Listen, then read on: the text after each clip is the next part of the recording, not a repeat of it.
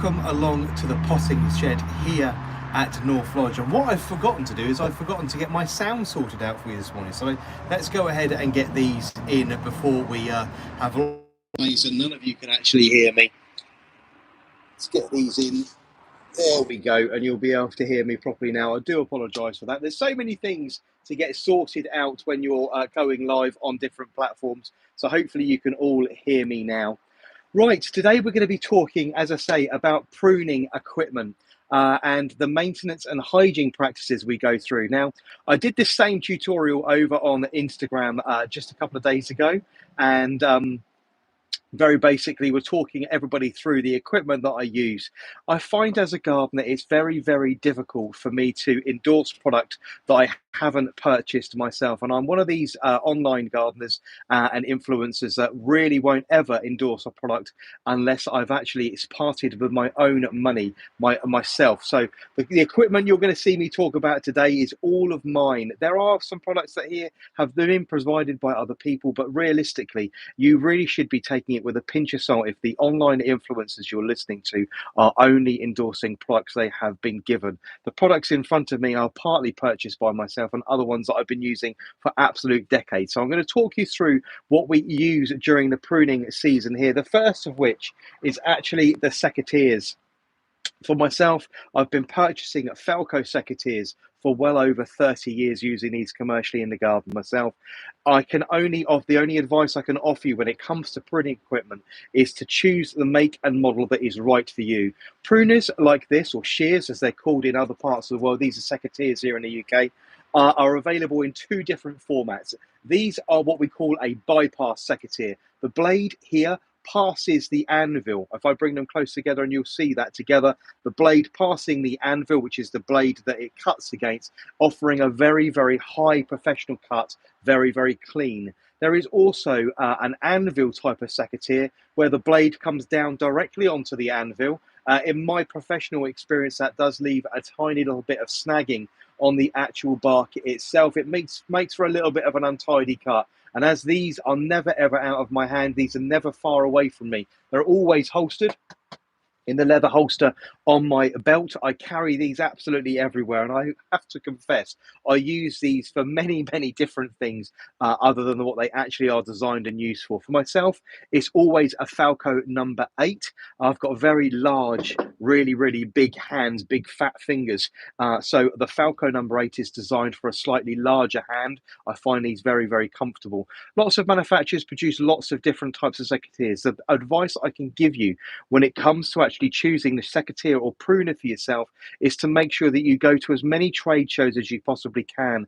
Go to the likes of Gardeners World Live, go to the likes of the Hampton Court Palace Flower Show, go to the New Forest Show, the Dorset Show, wherever shows you want, and seek out the manufacturers, and you'll be able to handle these and actually physically cut with them and find the ones that fit and work for yourself. So for me, it's always been Falco. There are many, many different brands on the market, but these are the ones preferred by myself. Moving up and along from there, you're also towards pruning season going to need yourself a pair of loppers. These are actually from a company here in the UK called ARS Tools. I've done several online giveaways for ARS Tools. I absolutely adore their products. These are really, really nice. Now, if I can offer you any advice whatsoever when it comes to purchasing a set of loppers, I'm not going to lie, these are a lot of money. These are over £100 a set. Really good, high quality steel blades, really, really nice quality, very, very light and well designed. I would avoid, if I was personally choosing these, an extendable set or a long handled set. And that's very, very basic reason why. If you have a telescopic set, there's lots of moving parts within the handles. They can often go wrong. They sometimes don't actually bite in properly. In my opinion, the simpler the product, the better. These are very, very simple in their design, therefore very practical. They take a lot of punishment. And I like them because they're short. If you have a longer set of loppers, these are relatively short. They're only about sort of 15 to 18 inches long, about 40 centimeters in total length. The longer they are, the more extension you're going to get. If you're working up a ladder, the further you're extending away from your center point of gravity, becomes much more dangerous to use at height. And also, the longer they are, the more power you can actually exert onto them, meaning there's much more chance that you're going to strain the tendons in your arms and in your shoulders. Now, obviously, I do this for a living. I am a full-time and professional gardener. I'm doing this all day, absolutely every day. My shoulders are already riddled. I'm mid-40s now. My shoulders are already riddled with arthritis, lots of damage, especially to this right shoulder in the tendon. So I do have to be quite careful. So my advice to you is to not get a long handle set of these. You're going to be trying, the temptation is to try and put too much force on them. Smaller set, much closer to the body. You can exert your power in your strength range and not actually overextend and actually damage your actual shoulders and your arms. So short set of loppers. These are from ARS. Falco do a really nice version of these. Again, they're quite a lot of money. Lots and lots of different ones of these to choose from. But if it was me, I always go for a short set, and I always go for a set that don't have any fussy bits and pieces on the handle. So no extension or other bits like that.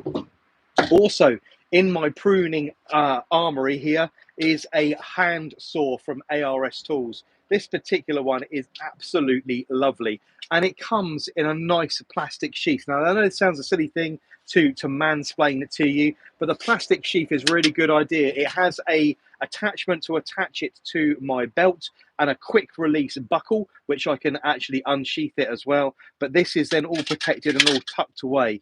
Absolutely perfect when you're climbing. Now, I'm not a climber, I'm not a tree surgeon, but I do find myself at this time of year up apple trees and pear trees, plum trees, and sometimes the secateurs, which are mounted to my hip, the loppers. These are obviously easy to put down. You hang these in a tree or hang these to the top of the ladder, but they often fall to the floor. This being attached to my body is really, really useful for removing stems, something in the region of about 2.5 to 3 inches across, something in the region of 5 to 7 centimeters. This is really good. This pruning saw, incidentally, is also good on a ground level when it comes to pruning things like buddleias and things like elders. I'm going to be doing a lot of those at the moment. We've reduced those right down to a permanent framework at this time of year. We're just approaching the mid part of January now. So this hand tool, this hand saw from ARS Tools is really useful for that kind of thing. A nice short grip on the handle, spongy, so it's nice and comfortable to use, and a lovely long serrated blade for getting right in. And sometimes the use of a hand saw such as this is much easier than a set of loppers. When you're using a set of loppers, you obviously need enough room in the center of the plant to be able to get not only the center of the blades in, but also to maneuver around the plant. Sometimes when space is tight, getting in with a short saw like this is really quite useful. Incidentally, other than this one, Falco do a really nice little folding version of this. The blade is around half the length and it folds away nice and tidily and goes away. You can then slip it in your pocket alongside your pruning knife if you want to. But this one from ARS Tools is my weapon of choice for climbing fruit trees at this time of year. Incidentally, all of your pruning tutorials this year are going to be going on to subscriber-based content over on Instagram. So if you do want to join me for my live prune alongs, please do make sure you hit subscribe over on Instagram. And that's not just a follow, you need to actually physically subscribe. It's going to cost you 99 pence per month over there. And you can have unlimited access to direct messages to myself, direct messages with lots and lots of information given to you. There's a chat forum there as well. You can ask questions at any time. And there's obviously exclusive content you're not going to see anywhere else. You're not going to see it on Facebook. You're not going to see it on Instagram normally. You're not going to see it here on YouTube, and you're certainly not going to see it on TikTok. That's exclusive content over on Instagram from my pruning tutorials. We're going to be covering wisterias. We're going to be covering roses, both old and new, and of course climbing roses over the next couple of weeks. We're going to be pruning apples, pears, currants, and gooseberries as well over the next few weeks as well. So if any of those topics interest you, make sure that you go across to Instagram, same username there, at @_gardener Ben, and make sure you hit subscribe. You can cancel your subscription at any time. It's going to cost you 99 pence. It gives you access to the full back catalogue and anything coming up in the coming weeks. Right, so after the short handled pruning saw, we've then got this big boy. This is again from ARS Tools. It's a really large hand saw. This one is designed, I'm going to step away from the camera very briefly. This one is designed to go on top of this extendable pole. This again is from ARS Tools and really, really useful for pruning fruit trees and removing large boughs from trees. This extends up to 4.6 meters. It's around 1.8 meters at its storage size. Has two two variants here. You flick open the lever and basically pull it apart. It's the ratchet system in there. Really, really good amount of scope on this. So you can actually tailor make it to yourself, bring that right down. And then this pruning saw gets mounted to the top. I'm going to do that, but I'm going to take it off again while I talk about a couple of features of this particular saw. Goes around the other way. Right, so little depression buttons which hold it in place, and it simply clicks into place there. This one comes with me every single day. This one is actually in the back of my commercial truck. Carry this around for work all the time. A very, very useful piece of equipment when you're working commercially as a gardener. This particular saw has two blades, obviously the large serrated blade up around the top, which actually physically does the cutting of the limb you're planning to remove, and this cutting blade down here. And this one is designed for doing the undercut. When you're pruning things, especially like conifers, which have a thick, pithy bark, there is a tendency for that actually to tear and run down the tree and leaving a really nasty snag. Now, horticulturally, that's a bad wound. You don't want to do something like that. That's actually going to leave a point of infection. You want your cut to be nice and clean and straight. So this particular blade here gets pushed into the branch itself, thus cutting the bark, and then you can go ahead and actually make your cut and nice and cleanly with the actual blade itself. It offers actually a twofold thing. Once you've done your cut, quite often when you're working at height, the bough you've removed quite often gets caught up in the actual tree itself. Especially prevalent when you're using this in a fruit tree with lots and lots of growth as you open up the canopy. This little foot on the back can then be used to actually pull the offending branch out of the tree. Using the pole, you can back away from the tree that you're working on. So this little foot is actually quite useful. Again, a really nice tool from ARS Tools that comes with me every single day in the truck. This gets used an awful lot. Right. So as we mentioned in the title of this particular video, we're actually going to be talking about maintenance, hygiene, and some good working practices. If you're like me, you work on a multitude of sites. I'm pruning roses and fruit trees and on probably 20, 30 sites over the next couple of weeks, looking after my hand pruners, my secateurs, and all of my other equipment, such as my loppers, is really important. We need to make sure that these are sharp at all times. There are lots and lots of kits available on the market. For myself, I'm very lucky. I have this, and I'm not entirely sure who this actually belongs to, and that sounds a funny thing to say.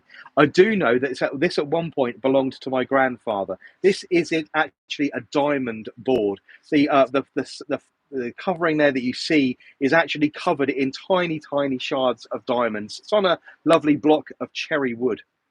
This is actually in my van, so officially it probably belongs to my father. I've been working alongside my dad now for around 15 years. He's retired, but I think officially this still probably belongs to him. But this is what I use on a daily basis. You can buy lots of kits from Falco and from other manufacturers to clean your secateurs, and I cannot guarantee, advise enough that you really want to be investing in keeping the items sharp. Something like this from Falco is going to cost you around 35 to 55 pounds sterling. So they're quite a lot of money. Full disclosure, these were actually sent to me by an online subscriber as a Christmas gift, for which I'm very grateful. But I have bought in the last 20, 30 years about 5 or 6 pairs of these. So I've always had a set of Falco number 8. But keeping these sharp and clean is incredibly important. To keep your items clean between bushes, it's always good practice to make sure that you're cleaning your cutting equipment between bushes, and certainly between different varieties, as a minimum between sites. So for me, I certainly won't be transferring bacterial infections from one site to another. Easiest way of cleaning something like this is a small bucket of water, such as this, with a few drops of Zoflora in it. Use Zoflora because I just love the smell. You can use any disinfectant that you like. If you wanted to, you can actually use bleach. Please be aware that bleach is very harmful for the environment. If you wanted to go on to the next stage of being completely organic, several drops of citric acid or lemon juice into your warm water can also help. So you've got two options. If you're losing a pair of garden shears, you can simply place the entire item into the water impregnated with either your disinfectant, your bleach, or your citric acid if you want to, or simply dunk a cloth into that. And between each bush, we want to be making sure that we're wiping the cutting surfaces of the secateurs or the loppers, whichever one you're using. Make sure they're nice and clean. Going to go ahead and do that with these loppers as well. These are slightly grubby, so these need a good clean before I carry on and do fruit bushes today. So I say cloth into the Zoflora. I choose not to use bleach because one, it's very harsh on the environment, and secondly, it does tend to ruin your clothes. All of what I'm be wearing will be covered in bleach splashes, and I'd look absolutely terrible, and the fabric slowly but surely dissolves. So there we go. That's the hygiene done. Want to be doing that between each individual plant if we can. If not, certainly between pruning sessions or between sites. If, like me, you're pruning on different sites. The next thing you're going to need is make sure that you've got a good can of WD-40 to hand. Doesn't matter what lubricant you use. This is obviously incredibly easy to use, very, very clean. Shouldn't say, but I absolutely love the smell of this stuff. I really do. Don't underestimate the power of a good quick squirt, not only to remove water once you've cleaned your secateurs or loppers, that removes the excess moisture, meaning the parts don't rust, but also the ease of use if you do keep these nice and well lubricated. When you're spraying the WD-40, make sure that you pay special attention to any springs or clips. Those will get quite snarled up and full of sap and residue from the cutting. Lichen and mud especially will get trapped in there. So make sure you give the spring a really good clean as well. We're then going to use our block and very, very simply to remove the excess sap from the back of the blade. Once they've been given a good squirt of WD-40, we're simply then going to give them a really, really good clean. Much like in another life, some of you may or not know, or some of you may know, actually I used to be a professional cook. I used to own a sandwich shop and pie and pasty and catering business. So I'm always funny about this kind of thing anyway, because I like to keep my knives in the house nice and sharp. So I'm just putting an edge on the blade now, just running, and all I'm going to do is using the block or whatever cleaning, sharpening equipment you've got, going to run that diamond board up the back of the anvil as well, just to remove any excess sap that's got itself in there. Nice and clean and sharp. I'm simply going to give those another squirt of WD-40, and you'll hear nice and sharp. I don't know where it's picking up the sound. So nice and sharp, nice and clean. Those are all ready for use. Going to now carry on and do exactly the same procedure with the loppers. Incidentally, if anybody of you have got any questions, please don't hesitate to drop me a comment. I find the chat here on YouTube a little bit flat, which is why I tend to do most of this kind of thing over on Instagram. It's a much more interactive platform for me as a creator.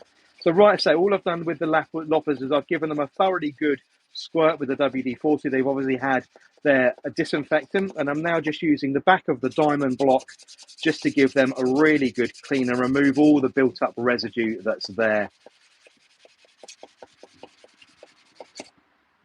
Just going to roll those over and just do the other side of the blade. Now we're adding a angle to these because this is the cutting side.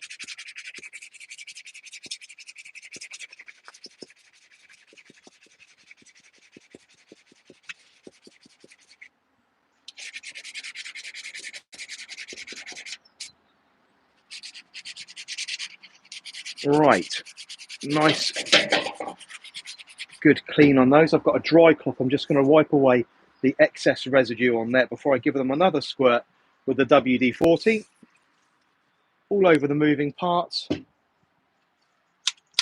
There we go, beautiful, nice and clean and ready to go. The other thing that you want to be making sure that as we're coming towards pruning season is that you're also paying close attention to the conditions in your garden. If, like me, you've only just entered the winter months, you obviously want to be leaving your pruning for another couple of weeks just yet. I won't be doing any rose pruning until the very end of January into February, possibly into the beginning of March, depending on what the weather conditions do. But you want to be now starting to be very careful about clearing away any excess and fallen leaves, especially around your roses and your fruit trees. Now, I'm a very good advocate of making sure that you leave leaf litter in the garden. But when it comes to fruit trees and fruit bushes and roses, you want to be making sure that you're going around those plants and that at this particular point in the winter and collecting up those fallen leaves. And we do that to make sure that they're not carrying pathogens and fungal spores from last season. So if you have had any outbreaks of black spot, mold, mildew, or any other garden product problem, the easiest way of solving it is to actually go around at this time of year, remove those fallen leaves and incinerate them or take them away for commercial recycling. I wouldn't advise at this stage you put them in your domestic compost bin. Most domestic compost bins don't reach the high temperatures needed to completely cleanse the pathogens and kill the spores.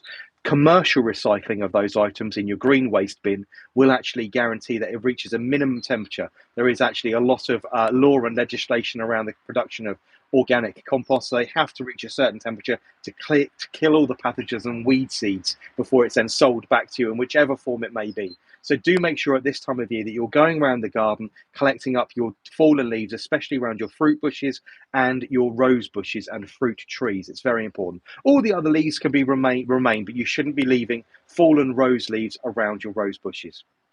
That ends today's little bit of live chat. I say, don't forget that you can join me over on Instagram for my prune alongs. They will be available for subscription-based content over the next coming weeks, where we're going to be covering wisterias, the moving of roses, transplanting of roses, lots and lots of bits and pieces, including lots of pruning of fruit trees and stuff. That's all available for you over on Instagram. Thank you very much for joining me today here on YouTube. I shall see you all again very soon. Take care now. Bye-bye now.